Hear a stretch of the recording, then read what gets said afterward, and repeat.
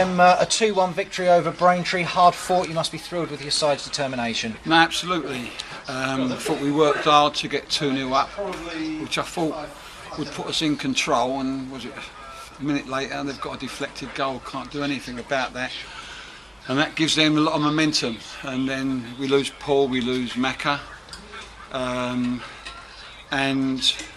looked at the age of our side and I thought, well, it's going to tell me a lot about if, you know, people have grown up. Looked at the two centre halves in there together, in what wouldn't be the best conditions that you'd want them to play in, because that bottom end was really bad, and everyone stood up to the challenge. Everyone worked hard.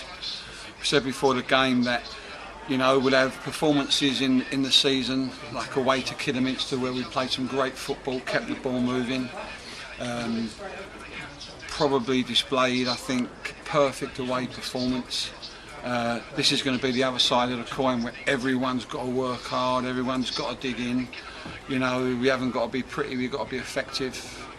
And I actually thought it was our best, up there with our best performances of the season, because of the work rate, the organisation and the discipline that the players showed, particularly losing, you know, probably our two biggest influences in the team.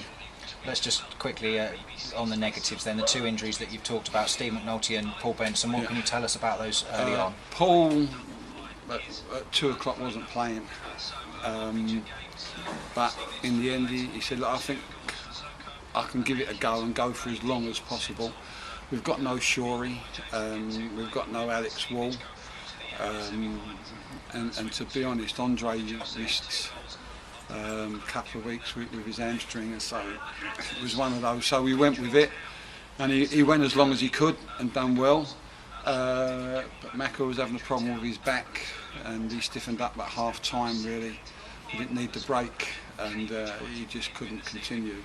So we had to go again and drop Andy Parry there, and we had Parry and Lacey, saying it was like the Quality Street gang at the back, wasn't it? So, but fortunately for them, they'd done their job properly, and I thought that Ronnie and Scott Griffiths were outstanding. I really did. I thought they were outstanding, and you know, we've had to work hard and get 3 points, and you know, a lot of people were saying to me before the game, would you take a point, would you take a point, would you take a point? Well, those people don't know John Steele. Home or away, whoever we play, I would never take a point. We'd try and win.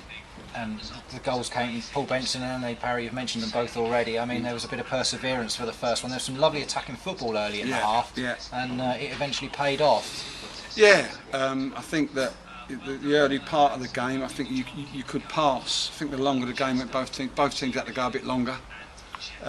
Because, as I said, the conditions were as, you know, really poor, and it's, you know, we were in front and it was about grinding out a result. It's the first time, to be honest, in the game that Parry and Lacey have played in there together, and you never know if a combination's going to work. You never know. It's not even the quality of the players, sometimes the combination of the players. They went in there and done fantastic, and right at the death, I think last kick of the game, I think Lacey's done a fantastic challenge right in the 6-yard box. The referee blew up then for the game over, so it was a performance really that, if I'm being honest, might sound a bit soppy, but made me feel very proud to be the manager. They certainly worked hard for you, the players, today, but just one little thing to pick up on. Obviously, after the goal from Andy Parry, immediately the other end, albeit a deflected shot, he was given the chance to shoot. Yeah, but from there, ain't been funny. If a fella shoots from there, like Tal said, as soon as you hit, I did. You can't help with deflection. There's nothing you can do about it. You know, I don't think that's a negative at all, because I don't think that we could have done anything about that. That's football. And I think that when you get things that you turn around and say, well, that's football, you accept it. And they've had to work extremely hard. We've mentioned the pitch. It is the same for both sides, but Braintree do have the advantage. They know what it's like. They play here regularly. Well, they do, and you know, listen, I've known this club. I've known Dev for years. Keith Rowland's assistant. I know, you know, they work really hard with these players, and whoever comes here, it's tough. I spoke to Justin about their game here on Saturday in Newport, and He said, I don't envy you going there. He said, you know, the pitch was not great on Saturday and we've churned it up. He went, and they're really strong at home, and they're going to raise their game because it's Luton. So when I put all that in the mixing pot and come out with it with 1-2-1, I'm absolutely delighted against a team that, you know, will win lots of games here.